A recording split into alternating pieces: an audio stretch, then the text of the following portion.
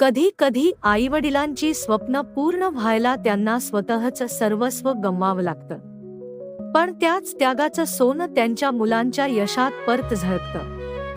रामू एका छोट्याशा गावात राहणारा साधा मजूर. त्याच्याकडे फार काही नव्हतं, फक्त एक हिरा घड्याळ जे त्याच्या वडिलांनी त्याच्या लग्नात दिलं होतं. ते त्याचं स्वाभिमान, त्याची आठवण. त्याची मुलगी सोनाली शाळेत हुशार, अभ्यासात उत्तम. शिक्षक नेहमी म्हणायचे, तुमच्या मुलीला मोठं व्हायला फक्त थोडी साथ लागेल. एक दिवस सोनाली रडत घरी आली. बाबा, उद्या शाळेची फी नाही भरली तर मला वर्गात बसू देणार नाही. रामूने तिला मोकळ्या छातीशी धरलं. अगं, काळजी नको कर, तुझा बाबा आहे ना. पण रात्री त्याच्या मनात वादळ चाललं होतं. त्याच्याकडे तेवढे पैसे नव्हते.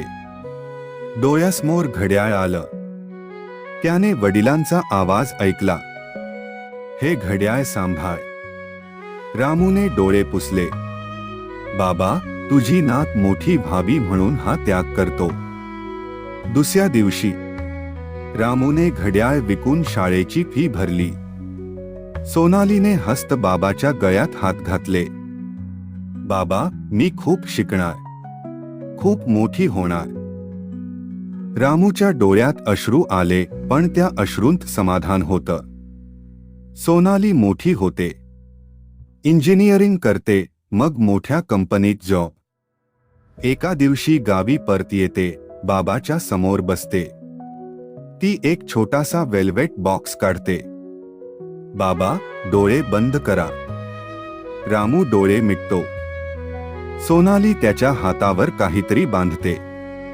तो बघतो, तेच घड्याळ. रामूला आश्चर्याचा धक्का बसतो. हे तर आपलं. सोनाली हसते, तिच्या डोळ्यातून पाणी वाहतं. हो बाबा, मी शोधून पुन्हा आणलं. माझं सगळं यश या घड्याळामुळेच. कारण हे घड्याळ विकूनच तर तुम्ही माझी शाळेची फी भरली होती. त्या दिवशी बाबांनी घड्याळ विकलं. आज मुलीनं ते पुन्हा त्यांच्या हातात बांधून दिलं. कारण नाती, प्रेम आणि त्याग यांना वेळ लागतो, पण ते परत येतातच.